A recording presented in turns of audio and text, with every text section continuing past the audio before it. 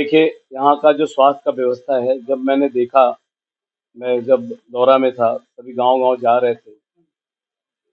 एक गरीब महिला जिसका फ़ोन आया, तभी मैं हेल्थ डिपार्टमेंट में ही गया हुआ था उस समय। यहाँ पे हम मुझे एम्बुलेंस की आवश्यकता है और एम्बुलेंस 4 बजे शाम में बोला गया, मैं बाद में पता कराया कि पता करो एम्बुलेंस पहुँचा या नहीं पहुँचा। सुबह 5 बजे उनको एम्बुलेंस सर्विस उपलब्ध कराई। इस चीज़ को देखा तो मैंने देखा कि ये इस तरह से व्यवस्था नहीं होने वाला और मैं सिर्फ़ शिकायत करूँ तो अच्छी बात नहीं है। ये नहीं हो रहा है, वो नहीं हो रहा है, मैं उस पे विश्वास नहीं करता। इसलिए मैं अपने स्तर से ही 2 एम्बुलेंस अभी मैं 2 दिया हूँ, एक और ऑन द वे है, जो सारा चीज़ स्टिकर वगैरह लग के वो आ जाएगा। 1 या 2 दिनों में चला जाएगा। दो तीनों एम्बुलेंस का मैंने तैयारी किया और ये एम्बुलेंस मुफ्त सेवा उनको उपलब्ध कराएगी। ड्राइवर 24/7 रहेंगे। एम्बुलेंस हमेशा रहेगा। जहाँ जो कॉन्टैक्ट पॉइंट है, कॉन्टैक्ट नंबर में ही लोग फ़ोन करेंगे, तो उनको एम्बुलेंस उपलब्ध हो जाएगा। देखिए, सबसे बड़ा प्रॉब्लम क्या है कि किसी के ऊपर आरोप लगाना सबसे आसान होता है। मैं किसी के ऊपर आरोप लगाने के लिए यहाँ नहीं आया हूँ। जो स्थितियाँ हैं, जो ये तो जनता को देखना काम है कि कौन कर पा रहा है या कौन नहीं कर पा रहा है। मुझे जो दिखा, मैं जो खुद से कर सकता था, मैंने करके दिखाया। जैसे किसानों की सबसे बड़ी समस्या है, उनके लागत मूल्य का। जो किसान का उत्पादन, जो उनका पेट भरण-पोषण सारा चीज़ कृषि के ऊपर ही आधारित है। मैंने सबसे पहले फ़ोकस किसानों पे किया कि किसान को जो लागत मूल्य है, उसको कैसे कम कराया जा सके। आज जो जो जिसके लिए मैंने बीज भी मँगवाया और खाद भी मँगवा के देने का काम किया। खाद भी इसके लिए मैं डीसी साहब के भी पास गया था। आपको ज्ञात होगा पिछले महीने का कि मैं डीसी साहब को ज्ञापन दे के आया था कि ₹500 में लोग खाद खरीदने के लिए विवश हैं। ये खाद छोटा-मोटा चीज़ नहीं है, फर्टिलाइज़र छोटा-सा चीज़ नहीं है। ये एक उसका उत्पादन मूल्य 2 से ₹3 बढ़ा देता है, अगर वो महँगा खाद खरीदते हैं तो। अगर वो खाद ₹250 में उपलब्ध हो सकता है, तो क्यों हम उनको ₹500 खरीदने में ₹500 में खरीदने में विवश करें?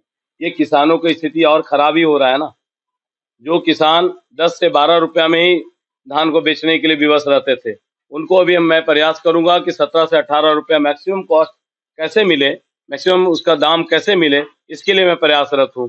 साथ ही साथ अभी आने वाला समय गेहूँ का है। गेहूँ का जो बीज है, वो ₹40 केजी है बाज़ार में, मिलेगा। वो बीज अगर हम लोग अभी से सक्रिय हो जाएँ, तो ₹19 ₹96 पैसा प्रति केजी में भारत सरकार द्वारा उपलब्ध कराया जा रहा है, जो संभव है। सारा चीज़ हो सकता है, लेकिन लोगों में इच्छा शक्ति और जागरूकता की कमी है। इसी के लिए मैं प्रत्येक पंचायत-पंचायत जा रहा हूँ और प्रत्येक पंचायत-पंचायत में घूम के इन लोगों को बता रहा हूँ कि आप लोग संगठित होइए, यहाँ पे बँटिए मत। आप युवा वर्ग, सारे युवा वर्ग जो ग्रेजुएट कर चुके हैं या नॉन ग्रेजुएट हैं, उन लोग को एकत्रित कर रहे हैं, प्रत्येक वार्ड से 20-20 लड़के लोग और उन्हीं लोग का एक समूह बना के, उन्हीं लोग से 30 से 40 लोगों को निकाल के सबको अलग-अलग प्रतिनिधित्व में मैं डालने का काम कर रहा हूँ। जैसे 3 या 4 लड़के का ग्रुप रहेगा जो बिजली का काम देखेगा, 4 लड़के का ग्रुप रहेगा जो स्वास्थ्य का काम देखेगा, 4 लड़के का जो ग्रुप होगा वो पेयजल का काम देखेगा, 4 लड़के का ग्रुप होगा जो खाद्य आपूर्ति देखेगा। इसी प्रकार विभाग का बँटवारा उनके बीच में हो रहा है और साथ ही साथ प्रत्येक वार्ड में क्या कमी है, क्या व्यवस्था चाहिए उनको, कि क्या रोज़ सड़क की व्यवस्था की कमी है, पेयजल की व्यवस्था की कमी है, स्वास्थ्य का व्यवस्था में और क्या चाहिए, इन सारी चीज़ों को लेके वो लोग वर्कआउट करेंगे, प्लानिंग करेंगे और उसी प्लानिंग के आधार पे मैं आगे काम करूँगा। इसी चीज़ को संरचना को मैं तैयार कर रहा हूँ, जिसमें करीबन 40 पंचायत का संगठन तो बन गया, लेकिन अभी प्रॉब्लम्स वगैरह आना बाकी है और सब चीज़ को लेके मैं जोड़ने का काम कर रहा हूँ। ये एक बार जुड़ गया, उसके बाद जो युवा रोज़गार के लिए रोज़गार का इंतज़ार कर रहे हैं, उनको भी अभी हम लोग ट्रेनिंग देने का काम कराएँगे।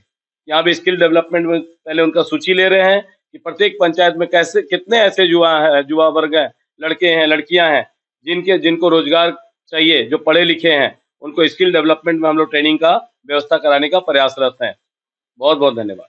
देखा गया कि परिवर्तन यात्रा जिसमें विनोद सिन्हा का बैनर पोस्टर पूरा छाया रहा, तो क्या विनोद सिन्हा भाजपा से तैयारी कर रहे हैं?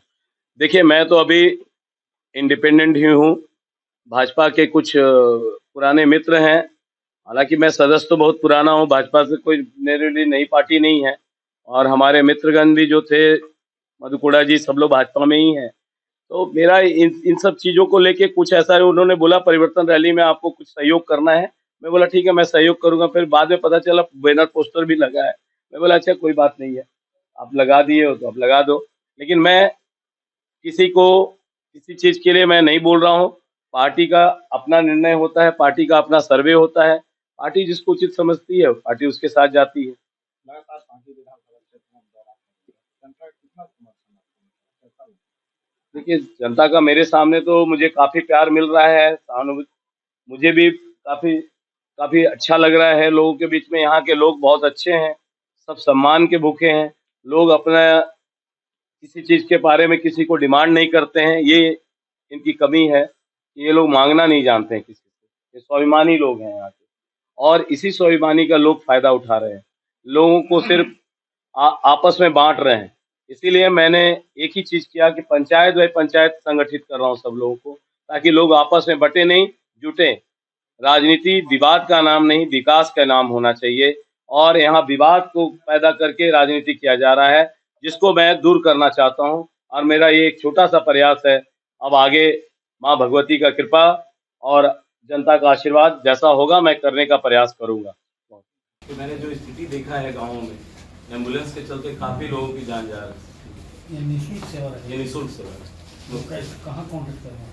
ये उसमें कॉन्टैक्ट नंबर है, आप सब लोगों को कॉन्टैक्ट नंबर हम लोग दे दे रहे हैं। गाड़ी में कॉन्टैक्ट नंबर लगा हुआ है 24/7। अच्छा कब तक जाएगी सेवा सेवा ये? ये चालू रहेगा पूरा, पूरे जब तक हम रहे नहीं रहे चलते रहेंगे।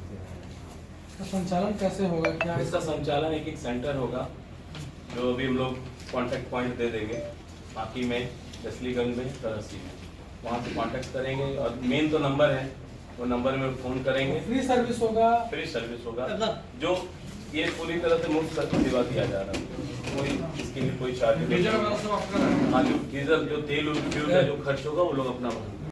ना कि किसी का खामी निकालना, किसी को गाली देना, किसी के विवाद को पैदा करना। मैं शुरू से बोल रहा हूँ, मैं विवाद नहीं, विकास के पक्षधर में हूँ और मैं लोगों को जोड़ने का काम कर रहा हूँ। मैं किसी को गाली देने का काम नहीं कर रहा हूँ कि उनकी कमी है, ये उनकी कमी है या उनकी कमी है। मैं ये दिखाना चाह रहा हूँ जो कमी है उसको मैं दूर करने का प्रयास कर रहा हूँ। चाहे युवाओं के रोजगार के भविष्य, युवाओं का भविष्य का सवाल हो या फिर जितने महिलाओं का स्वास्थ्य का सवाल हो, मैं सब में खुद से प्रयास कर रहा हूँ कि मैं खुद एक प्रयास करके दिखाना, एक सैंपल दे रहा हूँ। जो मैंने अभी लेस्लीगंज में भी खाद और बीज बंटवा के दिखाया, ये संभव है। अगर 250 रुपये में खाद मिल सकता है तो लोग 500 रुपये में खाद क्यों कर दें? आज इस चीज को लेके आप लोगों को भी सजग होना चाहिए, इस चीज को बताना चाहिए।